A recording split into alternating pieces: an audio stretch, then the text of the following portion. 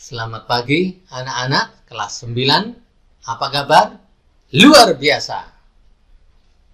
Saling bantu, saling jaga. Cari ilmu di rumah saja. Baik anak-anak sekalian, judul yang akan kita pelajari adalah mengembangkan keadilan dan kejujuran. Bung Hatta mengatakan, kurang cerdas dapat diperbaiki dengan belajar. Kurang cakap dapat dihilangkan dengan pengalaman. Namun tidak jujur itu sulit diperbaiki. Mari kita awali anak-anak kegiatan kita dengan berdoa. Dalam nama Bapa, Putra, dan Roh Kudus. Amin. Allah Bapa di surga, Engkau sungguh baik. Engkau mengumpulkan kami kembali melalui pembelajaran agama dan budi pekerti pada pagi hari ini. Semoga kami dapat mengambil makna manfaat dari pembelajaran pada pagi hari ini. Terangilah kami dengan Roh Kudus-Mu agar kami dapat mengerti apa yang menjadi kehendak-Mu. Doa sederhana ini kami panjatkan dengan nama Tuhan kami Yesus Kristus, Tuhan Raja dan pengantara kami kini dan sepanjang masa. Amin. Dalam nama Bapa, Putra, dan Roh Kudus. Amin. KD 3.4 yang kita pelajari adalah memahami ajaran gereja tentang kejujuran dan keadilan. Indikator yang sudah disiapkan Pak Kus supaya kalian mendalami materi ini, yaitu kalian nanti mampu menjelaskan pengertian keadilan, menjelaskan pengertian kejujuran, menjelaskan pandangan masyarakat tentang keadilan. Belajar dari Kisah Rasul bab 5 ayat 1-11 tentang kejujuran. Belajar dari Injil Matius bab 5 ayat 37 terkait dengan kejujuran. Dan menjelaskan pandangan Kristiani tentang keadilan. Mewujudkan sikap adil dalam masyarakat. Menyebutkan faktor-faktor penghambat. Mewujudkan kejujuran. Nah anak-anak, kita sudah melalui salam doa. Dan sekarang jangan lupa siapkan alat-alat supaya kalian dapat belajar sekalipun jarak jauh dengan baik. Pembelajaran kita yang lalu adalah hak dan kewajiban sebagai anggota masyarakat. Kita diingatkan untuk adil di dalam bertanggung jawab terhadap bangsa, negara, dan masyarakat. Bahkan hidup menggereja. Nah, sekarang kita akan mendalami tentang materi pagi hari ini, yaitu mengembangkan keadilan dan kejujuran. Nah, slide di sini ditampilkan Pak Kus, sudah adilkah kita? Di manakah letak keadilan? Contoh pendidikan. Sudahkah rakyat mengalami pendidikan yang merata? Tidak ada sekat-sekat. Dan setiap orang berhak untuk mendapatkan keadilan. Nah, di sini juga ditampilkan Pak Kus soal slide kejujuran. Apakah diri kita jujur ketika menemukan sebuah dompet? Seperti karikatur itu mengungkapkan apakah dengan ketidakjujuran kita mampu mempertanggungjawabkan? Ataukah hanya slogan saja hal yang ditampilkan di atas untuk menenangkan hati masyarakat? Apa itu pengertian adil anak-anak? Pengertian adil adalah sama berat, tidak memihak. Berpihak kepada yang benar, itu adil. Sepatutnya tidak sewenang-wenang. Nah, kita sudah tahu pengertian tentang adil. Keadilan, apa itu? Sifat atau perlakuan dan sebagainya tentang adil. Ya, jadi bagaimana masyarakat menciptakan kesejahteraan atau keadilan bagi masyarakatnya? Bagaimana contohnya ya, keadilan sosial itu benar-benar dirasakan oleh semua lapisan masyarakat. Lanjut. Berikutnya pengertian jujur. Jujur adalah orang yang lurus hati. Nah, kalau kalian orang jujur, hatinya lurus, tidak curang. Nah, Kejujuran berarti sifat atau keadaan jujur, ketulusan hati, kelurusan hati. Dalam contoh slide itu ya, ia meragukan kejujuran anak muda itu. Berarti apa? Anak muda itu diragukan soal kejujurannya. Anak-anak, keadilan dan kejujuran merupakan dua hal yang menunjukkan keluhuran martabat sebagai manusia. Kenapa demikian? Karena memang manusia itu martabatnya adalah mencerminkan citra Allah. Yang kedua, mencerminkan perilakunya sebagai citra Allah. Mampukah dipercaya? Tugas sebagai citra Allah, sebagai tokoh publik sekalipun, itu menjadi sangat penting anak-anak. Ya, jadi kalau kalian jadi pengurus OSIS, berilah contoh keadilan dan kejujuran dalam hidupmu sehari, pengurus kelas, ataupun peran-peranmu membawa konsekuensi, yaitu sebagai citra Allah untuk mewujudkan keadilan dan kejujuran. Berikut ini Pak Kus akan menjelaskan tentang memperjuangkan keadilan. Pandangan masyarakat tentang keadilan itu ada 5. Adil berdasarkan egoisme pribadi, adil berdasarkan egoisme kelompok, adil berdasarkan kelayakan bagi orang lain, adil berdasarkan kesamaan derajat, adil berdasarkan hukum. Nah, mana yang paling baik? Pandangan masyarakat tentang keadilan, adil berdasarkan egoisme pribadi. Apa maksudnya? Seseorang itu bertindak adil apabila menguntungkan dirinya. Nah, ini ya, ingat kata kuncinya. Untuk dirinya. Akibatnya seseorang itu tidak memedulikan orang lain, tidak memiliki rasa empati terhadap orang lain, dan maunya menang sendiri. Anak-anak, tetap di Rumah Ilmu bersama Pak Kus. Jangan kemana-mana. Masih bersama Pak Kus di Rumah Ilmu. Anak-anak, Pak Kus akan melanjutkan pandangan masyarakat tentang keadilan yang kedua. Adil berdasarkan egoisme kelompok. Maksudnya, tindakan seseorang itu berlaku adil apabila kelompoknya memperoleh keadilan. Paham ini muncul atas dasar apa? Pandangan yang sama. Sehingga kelompok ini sangat mementingkan kelompoknya. Apakah kelompoknya mendapatkan keadilan? Dapat empati. Ya, kalau tidak mendapatkan kepedulian atau empati, maka kelompok itu tidak merasa memiliki atau menerima keadilan. Pandangan masyarakat tentang keadilan yang ketiga, apa itu? Adil berdasarkan kelayakan bagi orang lain. Maksudnya, seseorang bertindak adil ketika melihat sesamanya mendapatkan perlakuan tidak adil. Nah, orang yang memiliki pandangan ini memiliki empati, kepedulian terhadap kepentingan orang lain daripada dirinya sendiri.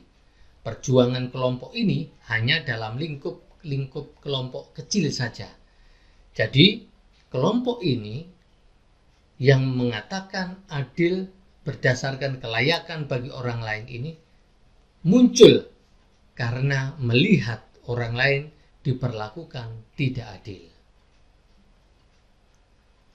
Pandangan masyarakat tentang keadilan yang keempat, adil berdasarkan kesamaan derajat. Maksudnya, paham ini mendasarkan keadilan berdasarkan kesamaan derajat di antara manusia. Paham ini juga secara proporsional dalam berlaku adil, baik terhadap diri sendiri maupun sesamanya. Nah, ini adil berdasarkan kesamaan derajat. Nah, oke, kita lanjutkan. Nah, pandangan berikutnya tentang adil adalah adil berdasarkan hukum. Maksudnya, setiap orang memiliki persamaan hak dan kewajiban, tidak dibeda-bedakan berdasarkan hukum. Demikian juga dalam hukum agama. Setiap orang mempunyai hak dan kewajiban yang sama. Nah, ya. Oke, kita lanjutkan. Nah, sekarang kita masuk dalam memperjuangkan kejujuran. Rupanya keadilan dan kejujuran ini saling terkait. Ya, saling terkait. Oleh karena ini materi ini menjadi satu. Dasar membangun hidup bersama dalam masyarakat adalah saling menghargai, saling percaya satu dengan yang lain atau kepada yang lain, sehingga kejujuran dari relasi antar pribadi, antar kelompok dalam masyarakat menjadi budaya dari setiap masyarakat. Tentu saja harapan Pak Kus, kalau ada kata budaya, tentu saja hal yang positif, kebiasaan yang positif yang dilakukan oleh masyarakat. Contoh ketidakjujuran pada remaja. Ya, kalian tahu sendiri apa itu kebiasaan menyontek. Pertanyaan Pak Kus, apakah PJJ masih memungkinkan untuk menyontek? Ya, memungkinkan saja. Karena pengawasan tidak seketat ketika pembelajaran, ya, pertemuan di kelas tatap muka. Tetapi nilai yang bisa diambil dari pembelajaran jarak jauh adalah kejujuran. Apakah selama mengikuti PJJ kalian sungguh-sungguh? Nah, yang kedua, kebiasaan beralasan atau bohong jika melakukan kesalahan. Ini contoh ketidakjujuran. Menutupi kebohongan satu dengan kebohongan yang lain. Sehingga, terus begitu.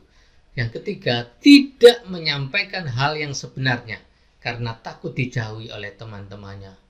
Ya, ini sering terjadi ya dalam kalian berelasi dengan teman-teman. Ya, tidak mudah memang jujur itu. Orang yang jujur adalah orang yang berani. Oke.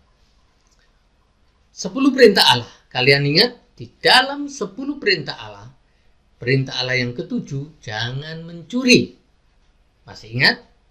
Dan yang ke-8, jangan bersaksi dusta terhadap sesamamu manusia. Nah, kita diingatkan akan 10 perintah Allah, khususnya perintah ke-7 dan ke-8, ya, di mana Allah mau menegaskan pentingnya sikap jujur dalam hidup bersama. Itulah yang dikehendaki Allah. Akibat seseorang jika tidak jujur apa? Ya, hidupnya gelisah, was-was, khawatir kalau ketahuan. Ya, akhirnya apa? Tidak ada kepercayaan, tidak adanya penghargaan, merusak persahabatan, putusnya kerjasama. Ini terjadi loh ya. Ini 1, 2, 3, 4, 5 ini memang orang yang tidak jujur pasti gelisah. Tidak ada orang yang menyontek tenang gitu. Enggak, khawatir. Jangan-jangan nanti tahu. Lalu gurunya bisa tidak percaya. Kalau sudah tidak percaya, kamu tidak dihargai penghargaanmu. Makanya nyontek dapat nilai 0. Tidak ada remedi. Nah, ya kan? Terus hubungan antar guru dengan siswa kelihatan sekali ya. Ini paling kamu dapat nilai baik dari nyontek lagi, jangan-jangan. Makanya hati-hati, jaga kepercayaan gurumu, termasuk kepada teman-temanmu. Kalau kalian dapat nilai baik dari nyontek, teman-temanmu tidak percaya, paling nyontek pak. Nah, oke. Khotbah di bukit, Pak Kus jadi ingat ketika ayat ini mengingatkan kita. Khotbah di bukit Matius bab 5 ayat 37. Jika iya, hendaklah kamu katakan ya. Jika tidak, hendaklah kamu katakan tidak. Apa yang lebih daripada itu berasal dari si jahat, setan, iblis. Nah, anak-anak, apa maksudnya? Sebenarnya Yesus mau menegaskan kepada muridnya harus berani menyatakan kejujuran dalam pergaulan sehari-hari. Ini sudah diteladankan Yesus. Maka kita sudah mengikuti Yesus, harus percaya Yesus adalah jalan, kebenaran, dan hidup. Oke? Jangan kemana-mana, masih di Rumah Ilmu bersama Pak Gus. Masih bersama Pak Gus di Rumah Ilmu. Kita lanjutkan, anak-anak. Nah, anak-anak, dengan sikap jujur, sebenarnya apa? Anak-anak dapat berkembang secara optimal sebagai citra Allah. Pak, ada orang sukses dengan tidak jujur. Nah, itu jangan ikut-ikut. Itu tidak sesuai dengan citra Allah. Karena manusia punya tugas sebagai citra Allah, tidak semaunya sendiri. Oke, sekarang untuk mewujudkan itu, sikap jujur, ada faktor penghambat anak-anak, yaitu 1, merasa takut. 2, tidak mendapat keuntungan. 3, disingkirkan atau dijauhi teman. 4, takut dicemoohkan atau diolok sok suci. Itu faktor penghambat. Kalian pasti merasakan. Nah, Pak Gus mengajak kalian membaca kitab suci ya. Dari Kisah Rasul bab 5 ayat 1-11. Berikut kisahnya. Ada seorang lain yang bernama Ananias. Ia beserta istrinya Safira menjual sebidang tanah. Dengan setahu istrinya, ia menahan sebagian dari hasil penjualan itu dan sebagian lain dibawa dan diletakkannya di depan kaki rasul-rasul. Tetapi Petrus berkata, Ananias, mengapa hatimu dikuasai iblis, sehingga engkau mendustai Roh Kudus dan menahan sebagian dari hasil penjualan tanah itu? Selama tanah itu tidak dijual, bukankah itu tetap kepunyaanmu? Dan setelah dijual, bukankah hasilnya itu tetap dalam kuasamu? Mengapa engkau merencanakan perbuatan itu dalam hatimu? Engkau bukan mendustai manusia, tetapi mendustai Allah. Ketika mendengar perkataan itu, rebahlah Ananias dan putuslah nyawanya. Maka sangatlah ketakutan semua orang yang mendengar hal itu. Lalu datanglah beberapa orang muda. Mereka mengawani mayat itu, mengusungnya keluar, dan pergi menguburnya. Kira-kira 3 jam kemudian masuklah istri Ananias, tetapi ia tidak tahu apa yang telah terjadi. Kata Petrus kepadanya, katakanlah kepadaku, dengan harga sekiankah tanah itu kamu jual? Jawab perempuan itu, betul, sekian. Kata Petrus, mengapa kamu berdua bersepakat untuk mencoba roh Tuhan? Lihatlah, orang-orang yang baru mengubur suamimu berdiri di depan pintu, dan mereka akan mengusung engkau juga keluar. Lalu rebahlah perempuan itu seketika itu juga di depan kaki Petrus, dan putuslah nyawanya. Ketika orang-orang muda itu masuk, mereka mendapati dia sudah mati. Lalu mereka mengusungnya keluar dan menguburnya di samping suaminya. Maka sangat ketakutlah seluruh jemaat dan semua orang yang mendengarkan hal itu. Nah, anak-anak, dari kisah Ananias dan Safira tadi, memang orang tidak jujur itu memang menakutkan, membahayakan, beresiko bagi dirinya sendiri. Anak-anak, untuk mencapai kebahagiaan, uang bukan segalanya. Pakailah akal budimu, kreativitasmu untuk mencapai cita-citamu. Kembali, keadilan itu berarti memberikan kepada orang lain yang menjadi haknya, tidak berat sebelah, adil.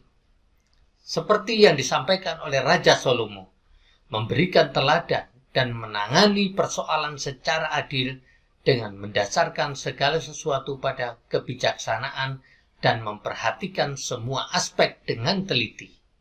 Ia dapat mengambil keputusan yang adil dengan dilandasi kebijaksanaan yang dimohonnya dari Allah.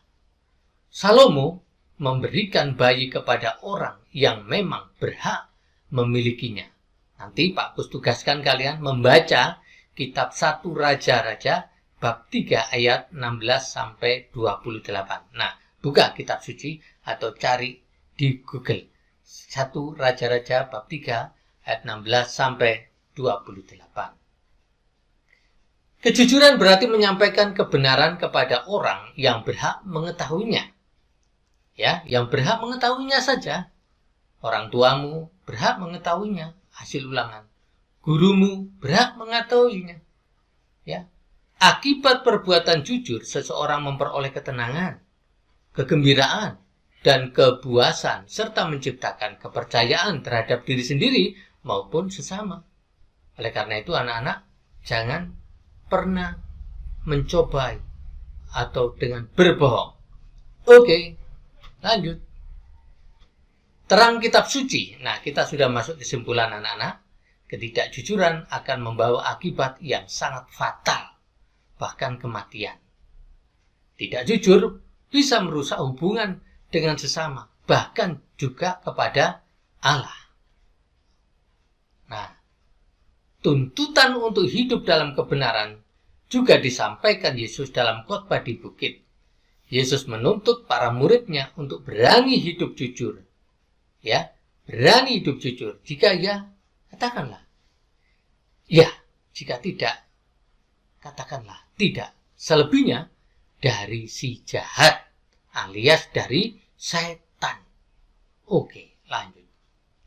Usaha yang dapat dilakukan sebagai remaja Kristiani, pelajar Kristiani adalah mewujudkan keadilan dan kejujuran dalam pergaulan hidup sehari-hari. Ya, tidak menyontek, ya, menyampaikan pada guru hal yang sebenarnya, pada orang tua, dan sebagainya. Lanjut. Nah, penugasan sekarang anak-anak. Jelaskan pengertian keadilan. Jelaskan pengertian kejujuran. Jelaskan pandangan masyarakat tentang keadilan. Tuliskan 2 hal penting dari Kisah Rasul, bab 5 ayat 1-11 tentang kejujuran. Tulislah 2 hal penting dari Matius bab 5 ayat 37 terkait dengan kejujuran. Jelaskan pandangan Kristiani tentang keadilan. Sebutkan bagaimana penerapan sikap adil dalam masyarakat. Sebutkan faktor-faktor penghambat mewujudkan kejujuran. Nah, anak-anak, ya, dari materi itu semoga kalian semakin memperjuangkan keadilan dan kejujuran dalam hidup sehari-hari. Oke, Pak Gus, terima kasih. Kalian telah mengikuti pembelajaran jarak jauh dengan penuh perhatian. Tuhan memberkati. Salam sehat selalu. Mari kita membuat salam. Salam Tarakanita. Satu hati, satu semangat. Tarakanita. Yes! Kita Pak Gus mengucapkan terima kasih. Sebagai ucapan terima kasih, Pak Gus mengajari kalian salam salut. Yuk, ikuti Pak Gus. Jempol-jempol, jempol-jempol, salut. Mari kita akhiri kegiatan kita dengan berdoa. Dalam nama Bapa dan Putra dan Roh Kudus. Amin.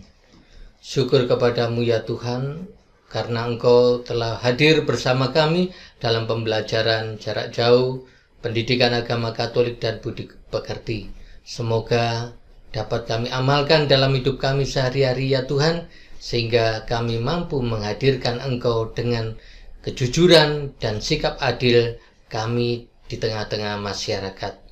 Akhirnya ya Tuhan, kami mohon berkat-Mu sepanjang hari ini, karena Engkaulah Tuhan kami yang hidup dan meraja kini dan sepanjang segala masa. Amin. Dalam nama Bapa, Putra, dan Roh Kudus. Amin. Sampai jumpa.